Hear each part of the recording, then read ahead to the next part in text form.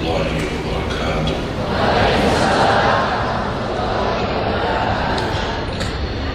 الحمد لله رب العالمين، وأشهد أن لا إله إلا الله وحده لا شريك له ولي الصالحين، وأشهد أن سيدنا ونبينا محمدا عبد الله ورسوله الصادق الأمين.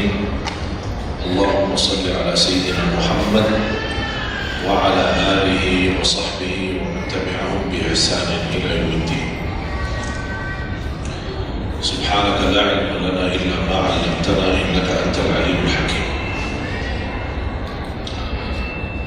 Alhamdulillah, syukurillah, masih diberikan oleh Allah Subhanahu wa Ta'ala kesempatan kita bisa bertemu, silaturahim, sama-sama kita belajar dan mempersiapkan diri untuk menyambut bulan suci Ramadan. Tidak terasa begitu berjalan waktu. Perpisahan dari bulan suci Ramadan, sebentar lagi menyambut bulan suci Ramadan. Kalau 1 tahun sudah berlalu, kira-kira 30 hari Ramadan bagaimana? 1 tahun sudah begitu luar biasa cepat, dan ini menjadi bagian dari umur kita. Bertambah 1 tahun, berlalu 1 tahun, berarti akan melangkah lebih dekat kepada kematian.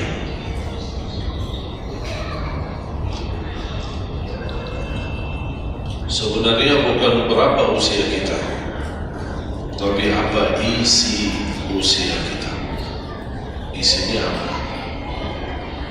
Dan sebagaimana Rasulullah SAW menjelaskan di hadis yang sahih, hari kiamat dan tidak akan tergeser kaki seorang sampai ditanya oleh Allah 4 pertanyaan.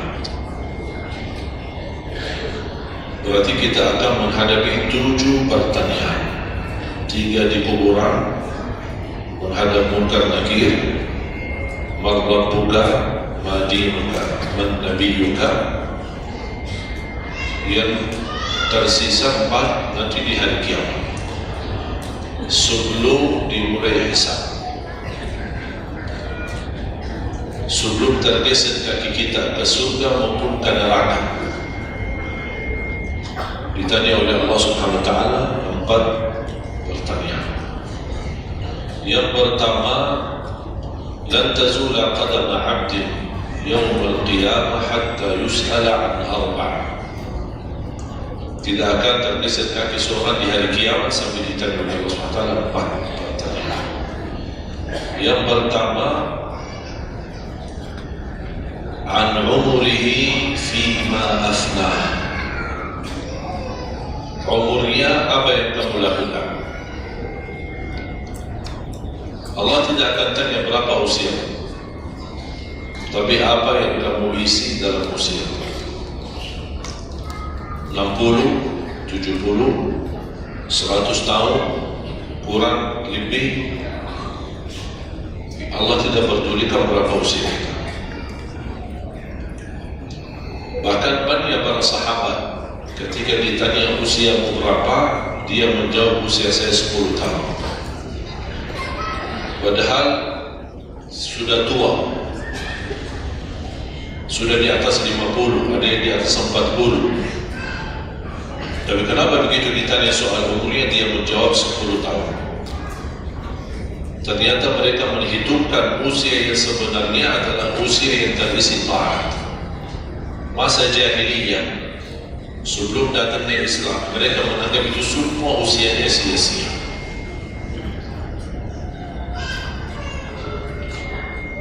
Berarti kalau ada orang muslim tidak salat sama sekali sampai usia 50 tahun, semua usianya sia-sia. Karena tidak ada ibadah satupun yang diterima kalau tidak pada salat.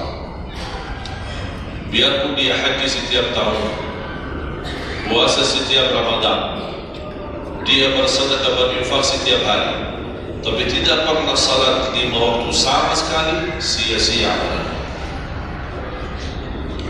Karena pertama yang akan dihisab oleh Allah salatnya. Kalau salat itu beres, baru akan ditanya yang lain. Kalau salatnya tidak ada, Allah tidak perlu bertanya-tanya.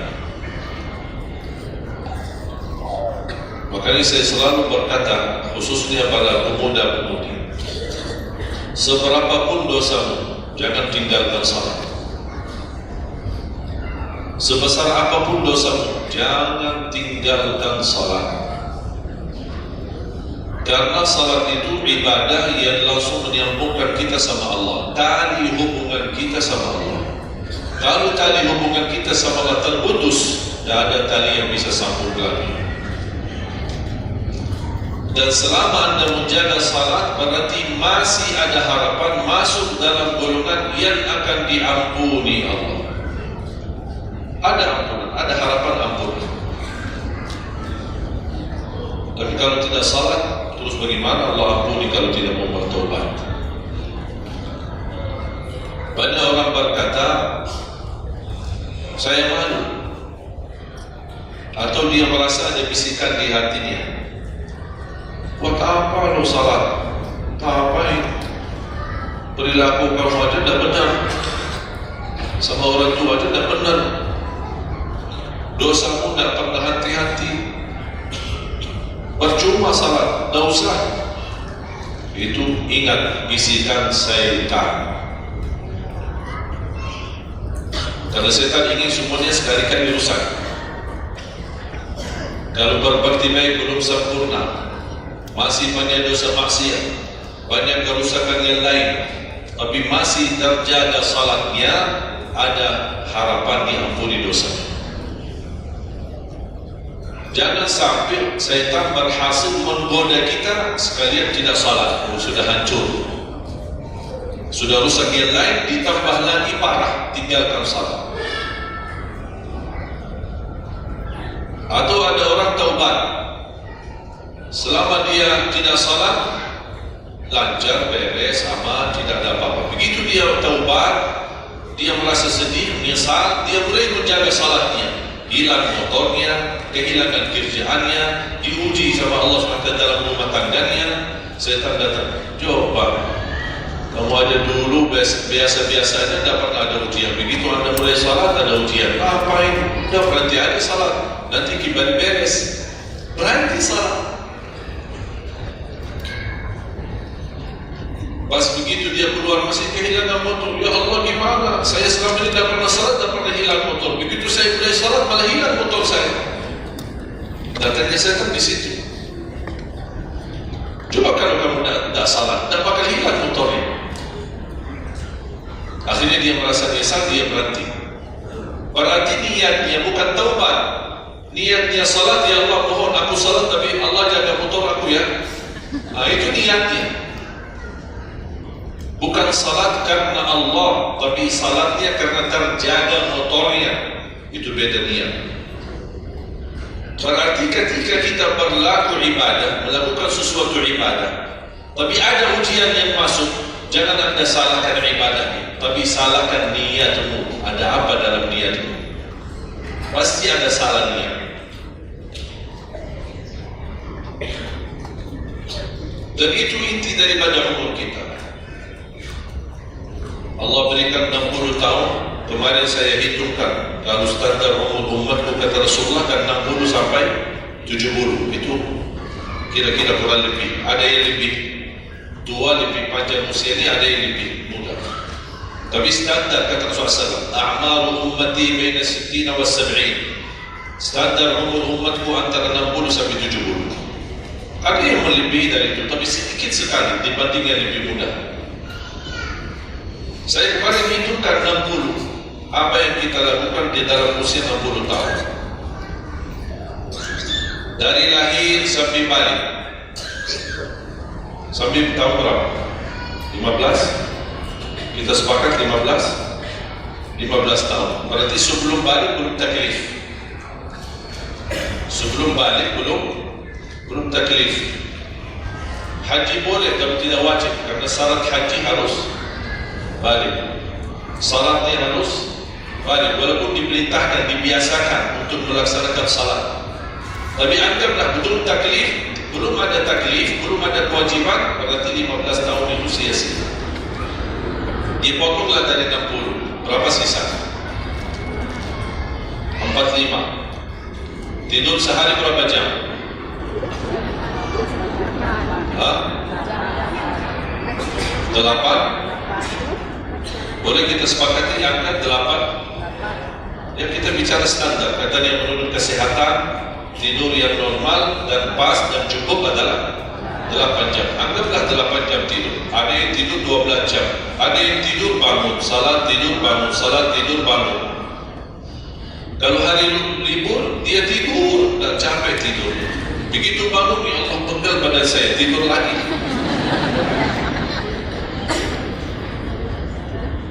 Saya hitungkan 8 jam. 8 jam dalam sehari berapa kalau dibagi? Dalam sehari.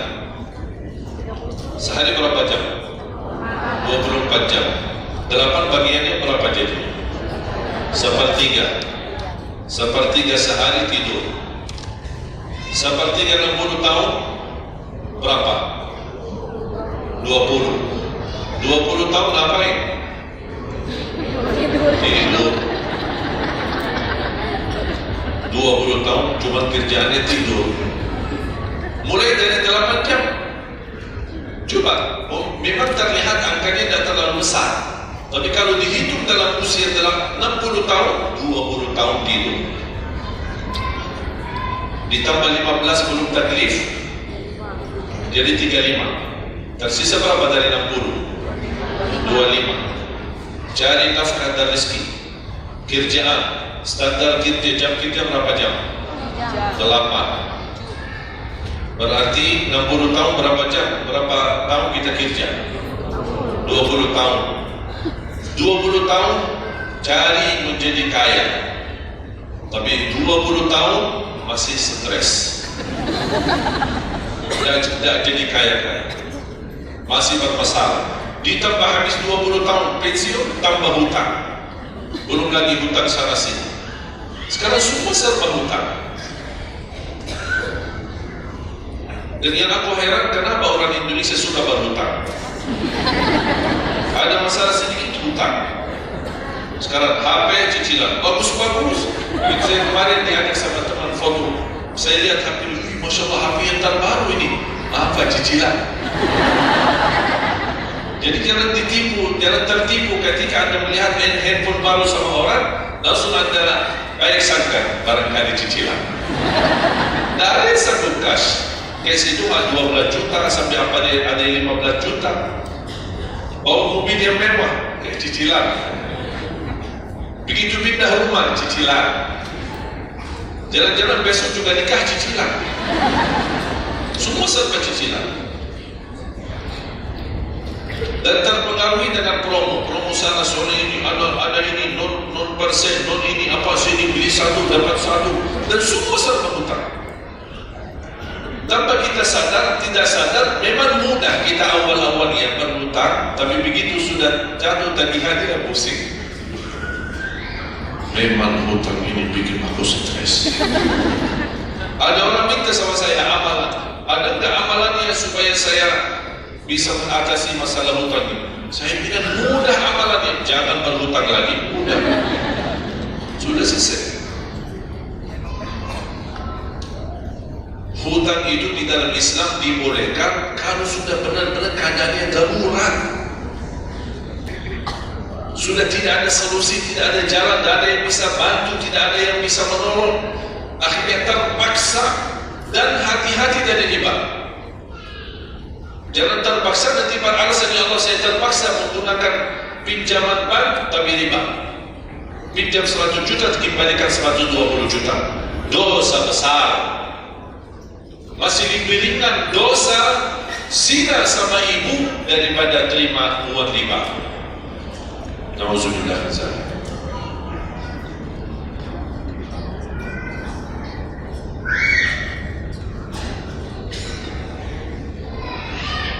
Tahun cari kerja. Tadi berapa yang tersisa? 25. Berarti yang tersisa berapa? Saya belum bicara ibadah Bapak Ibu.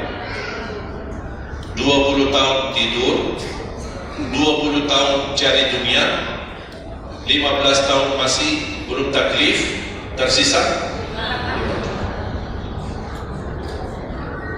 Saya hitung dalam 60 tahun bagi orang yang rutin menjaga salat 5 waktu. Tahu tak hasil hitungan saya dapat berapa? Anda jaga salat selama 60 tahun itu menghasilkan ibadah cuma 2 tahun 7 bulan. Total salatmu dalam 60 tahun 2 tahun 7 bulan. Karena salat 5 waktu berapa? Dah sampai 1 jam. Dah sampai 1 jam. Saya bicara yang wajib. Ada bagaimana saya hidup kalau ada orang yang tidak salat sama sekali. Na'udzubillah, sudah habis sia-sia umurnya kalau tidak salat sama sekali. Saya belum hidup tarawih 23 rakaat 7 menit. Itu beda urusan itu. Ada tarawih 23 rakaat 7 menit? Tidak ada tarawih. Jalan-jalan subuh, itu namanya olahraga. Olahraga paling cepat selesai dapat juara 1. Jadi kita harus baik sangka, jangan subuh, karena itu bukan salat. Dan aku heran itu setiap tahun itu tradisi ini terulang setiap Ramadan, menjadi sebuah kebiasaan yang seharusnya menjadi kebiasaan agama atau kebiasaan pribadi. Dan kenapa itu hal menjadi betul-betul sesuatu yang kebiasaan, menjadi tradisi? Kenapa? Aku heran. Ada yang bisa jawab? Kenapa ketika masuk Ramadan tetap menjalankan 23 rakaat tapi dengan cara cepat? Aku heran belum menemukan jawabannya. Ada apa dengan 23 rakaat harus selesai cepat? Dan ini khusus di bulan Ramadan. Aku sangat kagumi ketika mendengar seorang imam begitu maju imam tarawih rakaat pertama, Allahu Akbar, Masya Allah, kepanjangan takbirnya. Saya suruh alhamdulillah, pasti nikmat, hebat. Bismillahirrahmanirrahim, alhamdulillahirrahmanirrahim, astagfirullahaladzim. Saya kaget, barusan sudah enak, ngapain cepat-cepat? Makanya saya ingat di masa ketika saya di salah satu kampung, ada seorang bapa di samping saya. Saya datang ke masjid, sudah mereka mulai tarawih, dan aku kasihan bapa di sebelah saya. Barangkali usia 80-90. Gerakannya tidak sama seperti kita, karena kita masih muda, masih bisa mengejar imam. Habis bacaannya imam, saya tidak bisa mendengar kecuali ujung ayat. Ini Al-Fatihah. Sudah Allah kata An-Na'im, Alhaakumut Takatsur. Allahu Akbar, Sami'allahu liman hamidah, Allahu Akbar, Allahu Akbar, Allahu Akbar. Saya masih ikut. Yang saya kasihan bapa yang di samping saya. Begitu imam rukuk, bapa kan pelan-pelan, kan benar-benarnya sudah tua, fisiknya tidak kuat, turun pelan-pelan. Imam sudah Sami'allahu liman hamidah, bapak berdiri lagi, dah jadi rukuk bapa. Pas begitu sujud, kita semua turun sujud. Bapak saya lihat pelan-pelan sambil bantu-bantu turun. Begitu dia sudah mau nyampe, imam sudah rakaat kedua, bapak malah berdiri lagi, dah jadi sujud. Astagfirullahaladzim, kasihan bapak dah jadi rukuk, dah jadi sujud. Pas di rakaat yang kedua, saya megang tangannya, Pak, kita pulang aja deh. Dengan salat tarawih di rumah sendiri. Itu bukan salat tarawih. Ramadan cuma berapa kita lakukan? Orang yang sudah wafat, kalau kita boleh berbicara dan dengar bisikan, apa yang mereka bisa jawab? Wallahi, semua orang yang sudah mati berkeinginan kembali ke dunia untuk menikmati bulan Ramadan. Mereka ingin menikmati bulan Ramadan, menikmati tarawih, menikmati suasana buka puasa bersama, bagi-bagi sahur, dan aktivitas yang lain. Ini kesempatan kita masih diberi oleh Allah umur, sehat walafiat, maksimalkan. Tidak semestinya 23, mau 11 boleh, mau 23 boleh, mau seberapapun tarawihnya, mau salat tahajud di rumahnya boleh. Ulama sudah sudah menjelaskan jumlah salat malam atau tarawih yang paling sedikit 2 rakaat, yang paling banyak tidak ada batasnya. Jadi kalau kita 2 rakaat, 4 rakaat tutup witir, sah. 8 rakaat tutup witir, sah. 10 rakaat tutup witir, sah, tidak ada masalah. Tidak harus 11 atau 23. Intinya bukan jumlahnya, tetapi cara melaksanakannya. Apalagi kalau bacaannya imam bagus, fasih, jelas hurufnya. Saya yakin bagi jamaah yang awam yang datang setiap Ramadan, setiap malam ikut salat tarawih, dia belum bisa baca Quran, tapi dia mendengar baca imam selama 30 malam, dia pasti bakal belajar Al-Quran karena baca imam bagus. Bismillahirrahmanirrahim. Alhamdulillahi Rabbil Alamin, Ar-Rahmanirrahim, Maliki Yawmiddin, Iyyaka na'budu wa iyyaka nasta'in, Ihdinas siratal mustaqim, siratal ladzina an'amta 'alaihim ghairil maghdubi 'alaihim waladdallin.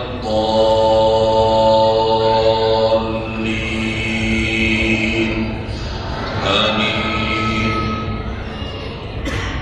Kalau tidak dapat manfaat mengikuti salat tarawih di belakang imam yang bacaannya fasih selama 30 hari, anda cuma dapat benarkan bacaan Al-Fatihah, wallahi nikmat, syukur. Selama 30 malam anda cuma dapat membenarkan bacaan Fatihahmu, sudah luar biasa. Tidak usah bicara ayat yang lain, hanya Al-Fatihah. Kenapa? Tidak sah salat kita tanpa Al-Fatihah. Kata Imam Nawawi, di dalam suratul Fatihah ada 14 tasdid. Ada 14 tasdid, hurufnya yang ditekan. Ada 14. Tertinggal 1, batal salat. Dan Imam Nawawi mengikut mazhab Syafi'i. Makanya jemaah sekalian, wajib hukumnya belajar Al-Fatihah, bukan sunnah. Wajib hukumnya belajar surah Al-Fatihah. Perbaiki, benarkan bacaan, karena tergantung Fatihahnya itu salatnya sah atau tidak, itu tergantung Al-Fatihah. Makanya saya harap mulai dari hari ini anda semua bersungguh-sungguh belajar surah Al-Fatihah. Jangan anda targetnya mau hafal 30 juz anda hafal, tapi tidak benar surah Al-Fatihah, sia-sia, tidak ada manfaat. Karena anda baca surah Al-Fatihah, tidak baca ayat yang lain sama sekali, masih tetap sah salat. Karena surah Al-Fatihah tidak bisa diganti. Kalau anda lupa baca selain surah Al-Fatihah, ada istilah lupa salah satu kewajiban, bisa diganti dengan sujud sahwi. Misal rakaat pertama baca Al-Fatihah, itu rukun. Lanjut pada baca ayat pendek, anda tidak sadar, habis waladdallin amin, Allahu Akbar, lupa baca ayat, itu diganti dengan sujud sahwi. Itu kalau di salat wajib. Tapi kalau di salat sunnah, tidak ada wajib atau rukun selain surah Al-Fatihah. Jadi anda kalau salat sunnah cuma surah Al-Fatihah, kemudian takbir, rakaat yang kedua surah Al-Fatihah, dan kemudian langsung rukun, sah salatnya, tidak apa-apa. Tidak harus baca surah-surah yang lain. Itu di salat sunnah. Tapi kalau di salat wajib, hukumnya baca Al-Fatihah rukun, hukum baca surah yang lain wajib. Kalau terlupa, diganti dengan sujud sahwi. Sujud sahwi 2 kali sebelum salam. Habis tahiyat, sujud 2 kali, kemudian langsung habis itu salam. Dan habis sujud sahwi tidak pakai tahiyat lagi, sudah cukup tahiyat yang anda baca. Makanya kembali lagi jemaah sekalian, umur bukan berapa usianya, tapi apa isinya. Maka Rasulullah SAW bersabda, "Ni'mal 'abdu salih man tala 'umruhu wa hasuna 'amaluhu." Sebaik-baik hamba yang salih yang panjang usianya, tapi baik amalannya. Baik amalannya. Bulan Syaban ini sekarang tersisa kurang lebih 14 atau 16 hari. Rasulullah SAW punya kebiasaan puasa Syaban full. Sampai kata Siti Aisyah, tidak pernah aku melihat Rasulullah puasa 1 bulan penuh selain bulan Ramadan sebagaimana di bulan Syaban. Penuh dia puasa, bukan nisfu. Setiap datangnya Syaban ditanya nisfunya, mana nisfu Syaban? Nisfu. Full Ramadan Syaban, puasa aja. Di awal boleh, di tengahan boleh, di akhir boleh. Yang tidak boleh, yang tidak pernah puasa Syaban, pas begitu berakhir mau mendekati Ramadan, seminggu terakhir atau 10 hari terakhir, itu ada sebagian ulama berkata makruh. Kalau sudah 22 hari terakhir bulan Syaban, Anda tidak pernah ada puasa sebelumnya, itu dianggap oleh ulama haram. Apalagi kalau sudah jatuhnya di hari keraguan, hari ragu-ragu, kemungkinan ini bisa hari terakhir, kemungkinan bisa masuk Ramadan, isbat Ramadan. Termasuk ibu-ibu dan jamaah sekalian yang masih punya hutang, segera lunasi hutangnya.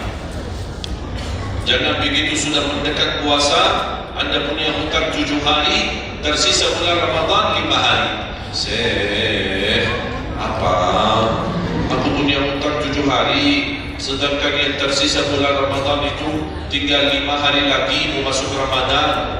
1 tahun tidak pernah tanya. Begitu sudah mepet baru cari jawabannya. Itu karena hukuman nanti. Tetap diganti puasa yang dari tahun yang lalu, tetap bayar hutangnya, dan kena denda setiap hari karena fidyah. Jadi seandainya Anda masih punya hutang dan masuk Ramadan, Anda belum lunasi, tetap hutang itu terbawa. Nanti pas habis Ramadan Anda punya kewajiban bayar hutang. Tapi karena Anda mundurkan sampai masuk Ramadan, Anda punya karena denda. Ditambah lagi, bukan hanya bayar dengan puasa ganti puasa, tapi ada lagi namanya fidyah. 1 hari 1 orang miskin diberikan kecukupan makanan. Makanya kembali lagi, yang punya hutang segera lunasi hutang. Masih ada kurang lebih 15 atau 16 hari. Jangan sia-siakan umur. Yang kedua, pertanyaan Allah Subhanahu wa taala, wa 'an syababihi fima abla. Usia mudamu, apa yang kamu perjuangkan? Apa yang kamu lakukan? Pertanyaan saya kepada jamaah, usia muda apakah bukan usia dari umur? Bukan sesuatu dari umur? Usia muda bukan sebagian dari umur, dari total umur? Bukan dari total umur.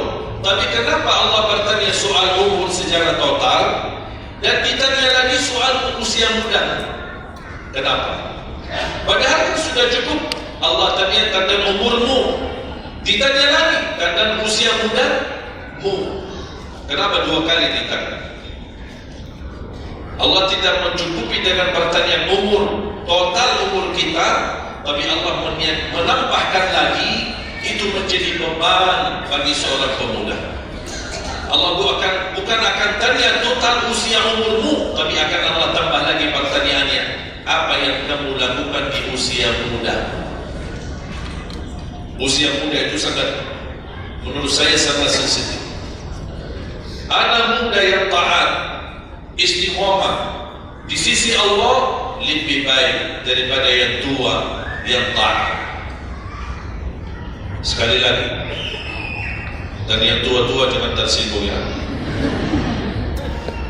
Yang muda yang taat, istiqomah di sisi Allah lebih mulia daripada yang tua yang taat. Sama-sama taat, tapi kenapa yang muda lebih mulia? Karena godaannya lebih besar. Kalau yang tua apa yang mau digoda? Habis sudah. tak ada fisik, tak ada tenaga, tak ada apa. Kalau yang muda banyak godaannya, pandangan matanya, telinganya, hawa nafsunya, sahwatnya, fitnah sana sini, mudah digoda, mudah anak muda. Makanya Allah berikan kemuliaan. Bahkan salah satu hadis yang sahih, di hari kiamat semua di bawah matahari, cuma 7 golongan yang di bawah naungan Allah. Di antaranya wasyabun nasya'a fi ta'atillah, seorang pemuda yang menjaga diri dalam bertaat kepada Allah. Dia dapat keistimewaan di hari kiamat bersama pemimpin yang adil, bersama seorang laki-laki yang tergantung dengan masjid berapapun usianya, ditambah lagi seorang pemuda yang bisa menjaga diri dalam bertaat kepada Allah Subhanahu. Dan kalau kita baca sejarah ulama, semua para berjuang untuk agama semuanya muda, tak ada yang tua. Bilal bin Rabah seorang pemuda, Abdullah bin Mas'ud penghafal Al-Quran seorang pemuda, Abdullah bin Umar seorang pemuda, dan banyak yang lain. Muhammadul Fatih yang membebaskan Konstantinia dan memperjuangkan Islam menjadi panglima masih di bawah usia 21 tahun. Dan banyak sejarah-sejarah. Imam Syafi'i masih sangat muda, bahkan meninggal dunia masih dalam keadaan masih sangat muda, belum sampai usia 52 tahun. Dan banyak yang lain. Makanya pengaruh dan bahkan taruhan besar bagi umat Islam itu tergantung pemuda.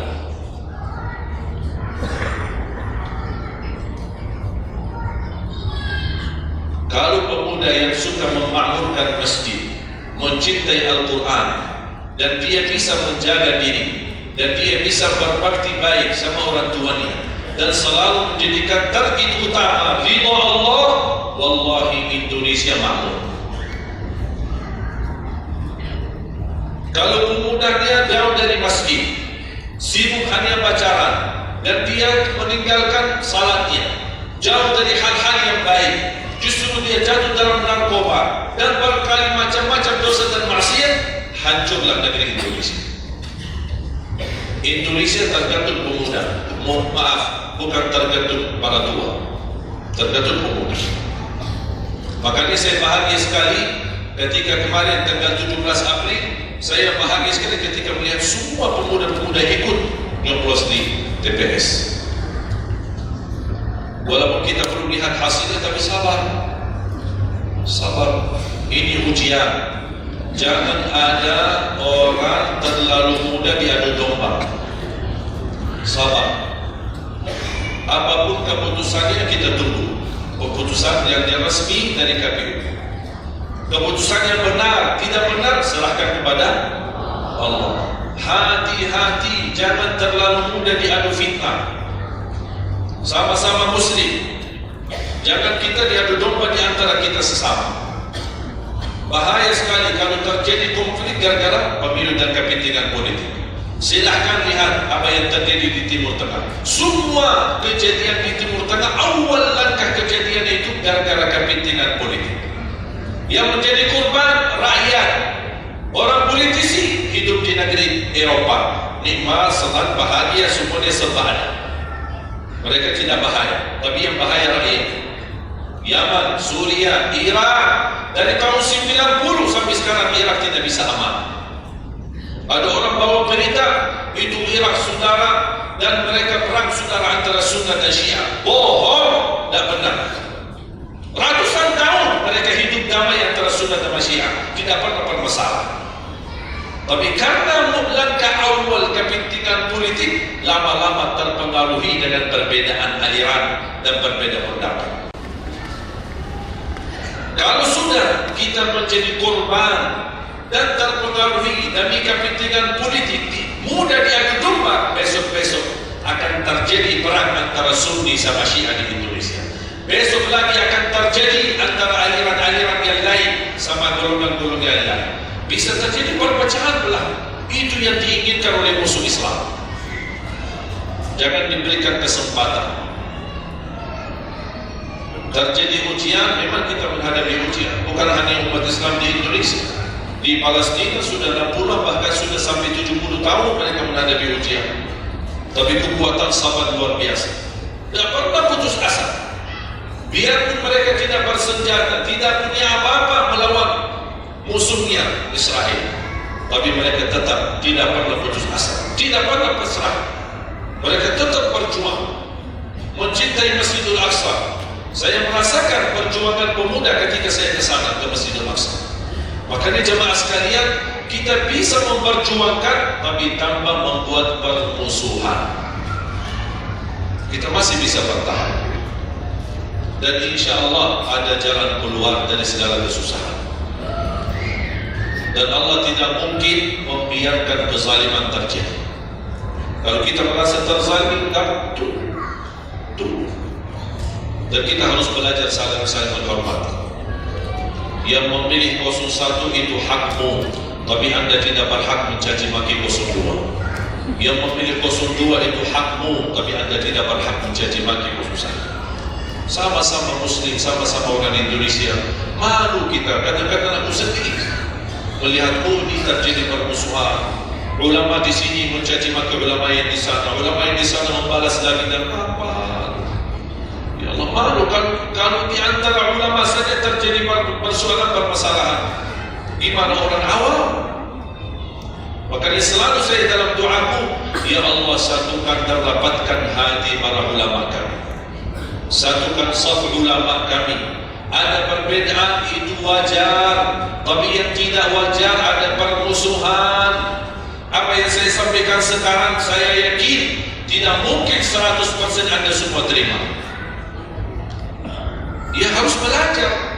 Tidak boleh saya maksa Anda semua ikut pendapatku. Aku hanya menyampaikan, Anda bisa dengar, Anda bisa ikuti, Anda bisa tolak. Itu hakmu menerima atau menolak.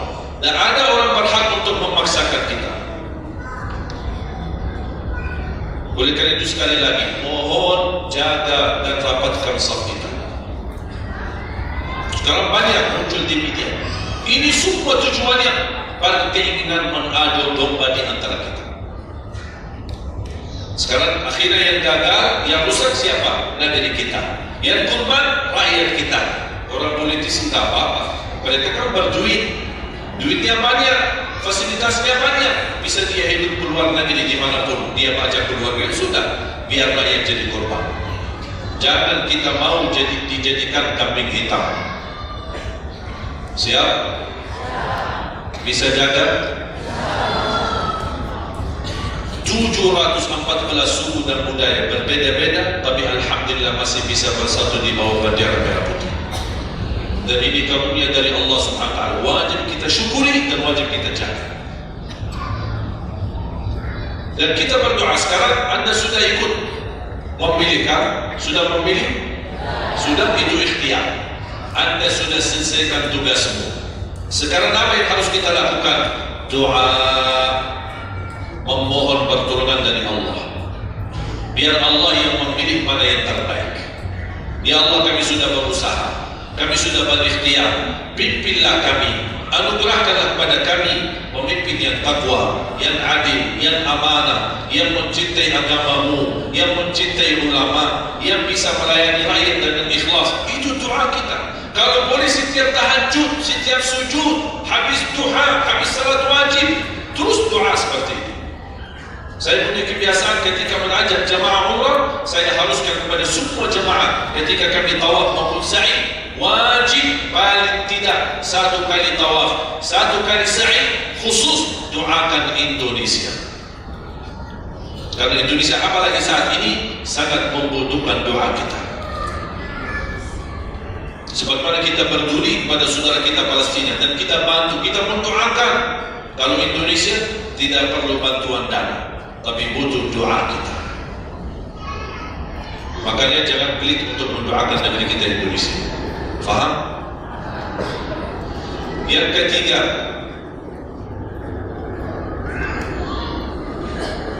wa an ilmihi wa an malihi min aina iktasaba wa fima anfaqah. Pertanyaan yang ketiga, yang akan ditanyakan oleh Allah, hartamu dari mana dan ke mana. Bahaya. Kadang-kadang ada orang sumber dananya halal, tapi pengeluarannya bebas, semuanya boleh. Itu pertanggungjawabannya. Akan ditanya oleh Allah dari mana dan ke mana. Allah sudah kasihkan, itu dari mana datang? Anda harus memberi jawaban yang benar. Dan ke mana Anda infakkan? Dan ingat, halaluha hisab wa haramuha adab. Harta yang halal bakal dihisab. Sekarang banyak orang salah faham. Orang fikir kalau ada harta yang haram akan dihisab oleh Allah. Tidak. Yang dihisab bukan yang haram, tapi yang halal. Dari mana dan ke mana. Terus yang haram gimana? Ngapain? Diazab. Anda sudah tahu itu haram, tapi Anda lakukan, Allah tak perlu tanya lagi kenapa Anda lakukan. Allah boleh langsung diazab. Nauzubillah min dzalik. Hati-hati. Oleh karena itu bahagia kata Rasulullah SAW, seorang yang mulia, yang Allah berikan kekayaan, diberikan kemampuan, tapi dia bisa menggunakan dana sebaik-baiknya.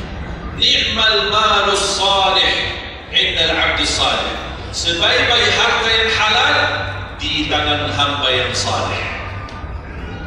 Itu termasuk harta yang terbaik. Kenapa yang terbaik di tangan orang yang saleh? Karena orang saleh tidak mungkin salah guna. Dia sudah jaga sumber, dia juga pengeluarannya jelas. Untuk kebutuhan keluarga, tidak mubazir, tidak berlebih-lebihan. Katanya halal, berarti bebas belanja, tidak bebas. Islam tidak menunjukkan seperti itu. Anda boleh ambil kebutuhanmu, tapi jangan berlebihan. Mohon maaf, coba sekarang tanya ibu, tanya diri sendiri masing-masing. Berapa macam baju di lemari kita? Sudah, mohon maaf, tidak usah bahas yang lalu. Terlanjur belanja karena ibu merasa tidak tidak tega, merasa keberatan kalau setiap acara itu aja yang dipakai. Pagi acara, besok siang pulang ganti, siang malam ada acara lagi ganti lagi. Karena merasa malu, apalagi kalau ketahuan, ibu kan jadi pagi ini, udah beda warna, memang sama model tapi beda warna. Malu kalau orang gitu, ngapain kamu? Makanya udahlah, terlanjur, itu memang mohon maaf kebiasaan wanita. Tapi saya usulkan baju-baju yang sudah lama tidak dipakai, ngapain simpan? Sudah, bebaskan, infakkan, sedekahkan. Saya kemarin bermusyawarah dengan tim-tim yayasan kami untuk membuat satu lembaga khusus yang punya pakaian-pakaian yang sudah lama tidak dipakai. Apapun, boleh alat meja, sofa, apa saja yang di rumah, karpet, yang bukannya sesuatu yang tidak pernah dipakai. Barang makanan, piring, sendok, apa saja, insya Allah kami bisa ditarik dan dikawal dan dikelola lagi, dikelola ulang, termasuk baju-baju kalau ada yang robek, ada ini kita bisa jahit, kita bisa perbaiki dan kita sedekahkan, bisa di dalam negeri dan bisa di luar negeri. Alhamdulillah program ini berjalan di kota Madinah. Alhamdulillah tidak ada lagi mubazir yang buat baju sia-sia, semuanya bisa dimanfaatkan. Mudah-mudahan terwujud program ini agar ibu-ibu tidak terbeban. Ada kelebihan pindah rumah. Biasanya kalau pindah, apalagi kalau orang kaya, pindah rumah mana barang-barang dibawa lagi? Barang-barang besi yang baru-baru semua. Terus yang tersisa kemana? Dibuang atau tidak tahu kemana nih. Udah, kita yang ambil, kita yang kelola, yang perlu diperbaiki kita perbaiki, dan kita hantarkan kepada warga-warga yang miskin yang mereka tidak punya apa-apa. Setuju? Yang terakhir, yang keempat, wa an ilmihi madza amila bihi. Allah akan tanya terhadap ilmumu, apa yang kamu lakukan. Jadi jemaah sekalian, intinya bukan berapa banyak ilmumu, tapi berapa yang Anda amalkan. Oleh karena itu, jangan terlalu banyak belajar. Belajar dan amalkan. Walaupun Anda belajar cuma sedikit, itu jauh lebih baik daripada Anda banyak belajar tapi tidak sempat beramalkan. Belajar, amal, belajar, amal. Dan ilmu yang bermanfaat yang diikuti dengan amalun salih. Ada orang Masya Allah semangat, sana belajar, tapi tak pernah beramalkan. Dikasih amalan zikir ini tidak diamalkan. Ditambah lagi amalan yang kedua tidak diamalkan. Akhirnya terbeban, banyak amalan belum ditunaikan. Itu menjadi beban. Nanti di hari kiamat Allah akan tanya, sudah berapa lama kamu belajar? Sudah berapa banyak ilmu? Apa yang kamu amalkan? Oleh karena itu jemaah sekalian, tolong jaga. Boleh Anda belajar, tapi Anda amalkan. Kalau ada orang berkata, daripada saya salah, ya udah tidak usah belajar, terus bahaya lagi. Ada orang berkata, daripada saya berlumpur dan bisa mengamalkan, mendingan saya tidak usah banyak belajar, udahlah biar saya tunaikan dulu yang sudah saya belajar. Tidak, tetap Anda belajar dan mengamalkan sesuai kemampuannya. La yukallifullahu nafsan illa wus'aha. Walaupun Anda belum tunaikan seluruh amalannya, tidak apa-apa, tapi Anda sudah ada niat, Anda sudah ikhtiar, Anda sudah tunjukkan yang terbaik, tapi kemampuannya memang sampai segini, kemampuannya memang terbatas, tidak apa-apa. Allah melihat Anda sudah bersungguh-sungguh untuk mengamalkan apa yang Anda belajar. Oleh karena itu, saya kasih satu amalan, insya Allah mudah-mudahan bermanfaat. Sedekah subuh. Sedekah subuh, kenapa saya berkata sedekah subuh? Bukan berarti tidak boleh sedekah di waktu yang lain. Semua sedekah boleh di setiap waktu dan setiap saat, hari Jumat maupun selain hari Jumat. Tapi sedekah subuh itu termasuk sedekah yang terbaik. Kenapa? Bukan kata saya, tapi kata Rasulullah SAW. Setiap waktu subuh Allah turunkan malaikat, tugasnya mendoakan orang yang bersedekah subuh hari. Allahumma a'ti munfiqan khalafa. Ya Allah, ganti yang lebih baik bagi orang yang infak di subuh hari. Ibu-ibu lagi halangan tidak salat, sebelum beraktivitas isi sedekah subuh. Anda tidak usah susah-susah mencari anak yatim dan orang miskin di subuh hari. Mulai hari ini masing-masing bikin kotak amal atau kotak atau kalim, simpan di rumah. Setiap habis salat subuh sebelum beraktivitas isi sedekah. Apalagi kalau sedekah itu disertai doa. Begitu Anda sedekah, sebutkan hajat. Ya Allah, dengan berkah sedekah ini, ya Allah, saya ingin nikah.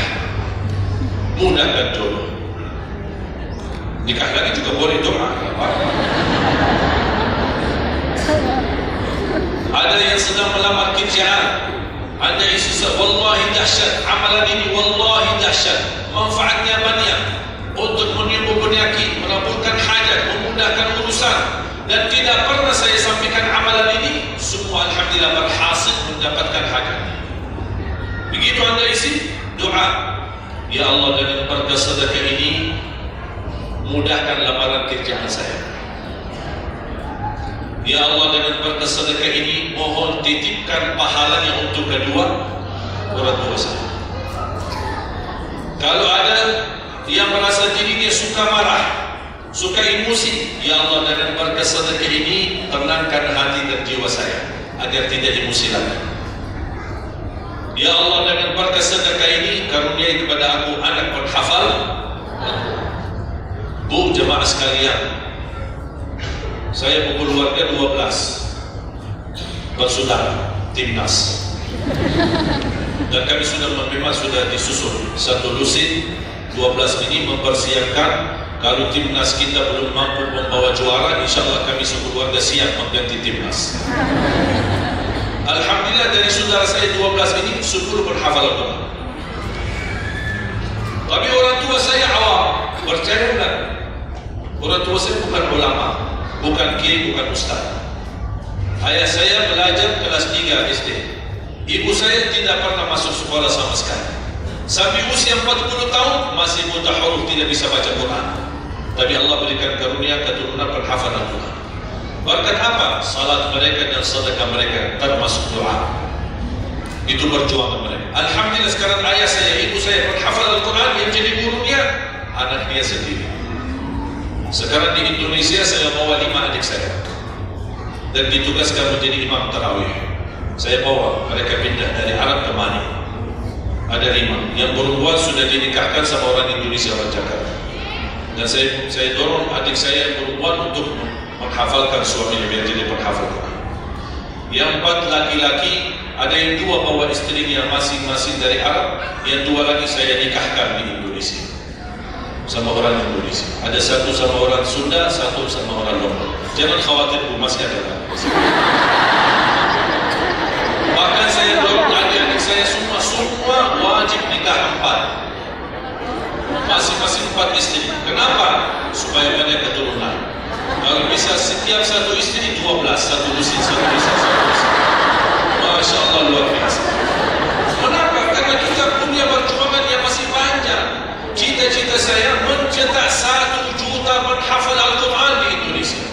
Ketika saya datangkan adik saya tugaskan sama mereka dan tegas. Kalau kalian datang hanya mau berhiburan, pulang. Kalian di sini untuk bersama-sama memperjuangkan untuk mencetak 1 juta penghafal Al-Quran. Dan alhamdulillah program ini sudah jalan.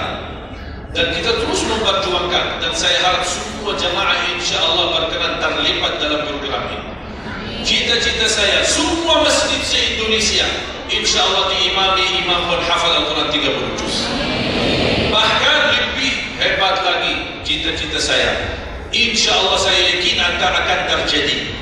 Insya Allah di kemudian hari, di waktu yang Allah insya Allah tentukan, insya Allah presiden kita penghafal Al-Quran. Coba ya Allah, rasanya enak. Langsung diumumkan di Masjid Istiqlal, khatib dan imam salat Idul Fitri penghafal Al-Quran 30 juz, Presiden Republik Indonesia. Mantap. Imam salat Idul Adha, Presiden kita. Salat Jumat, khatib dan imam, Presiden kita. Tak perlu ganti imam. Tak perlu ganti imam, subhanallah, luar biasa. Coba saya kagumi ketika membaca dan melihat YouTube-nya Presiden Erdogan Turki. Walaupun beliau bukan berhafal Al-Quran, tapi murattal bacanya beliau, Masya Allah. Mana ada sekarang presiden di dunia Islam sebagaimana bacaan yang benar. Ini sudah saatnya, tapi bukan sekarang ya, nanti maksud saya sabar dulu. Nanti jadi kacau gitu, coba sabar. Insya Allah ada waktunya, insya Allah. Mulai dari sekarang kita ayo bersama-sama mempersiapkan untuk kalau anda gagal menjadi penghafal Al-Quran, jangan gagal anakmu, cucumu, generasi yang ini semua. Kita melihat, saya bangga, kenapa saya semangat untuk mencetak 1 juta penghafal Quran? Itu berkatnya acara Hafiz Indonesia. Nonton kalau acara Hafiz Indonesia? Nangis ya? Habis tisu. Tahu nggak salah satu karunia Allah untuk Indonesia? Ada teman saya pengusaha punya TV di Arab. Beliau ingin membuka dan membuat acara Hafiz Indonesia versi Arab, tapi gagal. Kenapa? Karena tidak menemukan jumlah yang banyak penghafal Al-Quran di bawah usia 10 tahun. Hanya Indonesia saja.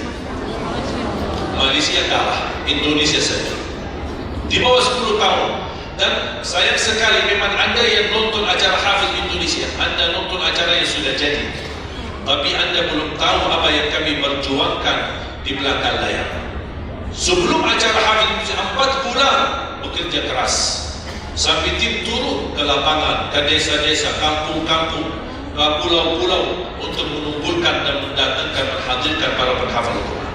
Ketika dibawa di Jakarta 2 bulan berturut-turut kami didik mereka. Yang awalnya pemalu, awalnya ada yang mohon maaf kencing di celananya sendiri, sakit tidak berani, takut. Alhamdulillah sekarang menjadi mereka pemberani. Bahkan mereka berlomba-lomba azan subuh. Mereka berlomba-lomba membangunkan sesama saudaranya, sama-sama tertib makan. Kita menghadirkan dokter kesehatan, kita menghadirkan dokter psikologi jiwa untuk menjaga perasaan mereka selama 2 bulan. Didampingi kadang-kadang ibu mereka, didampingi kadang-kadang ayah-ayah mereka. Dan semua rata-rata sepakat orang tua mereka tidak pernah kami merasakan bangga memiliki anak sebagaimana kami melihat perjuangan di Hafiz Indonesia. Dan alhamdulillah begitu selesai acara Hafiz Indonesia, kami tidak tinggalkan mereka. Kami terus kawal, kami terus pimpin, dan alhamdulillah mereka di kampung masing-masing sudah membangun rumah tahfiz, ada yang membangun pesantren untuk mencetak dan melahirkan jumlah yang banyak penghafal Al-Quran.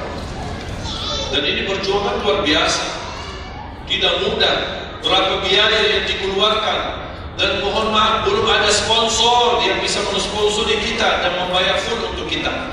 Kita terus bekerja keras, dan alhamdulillah masih Allah hantarkan kepada kita orang yang dermawan, orang yang baik, yang peduli dengan mencintai Al-Quran. Allah anugerahkan.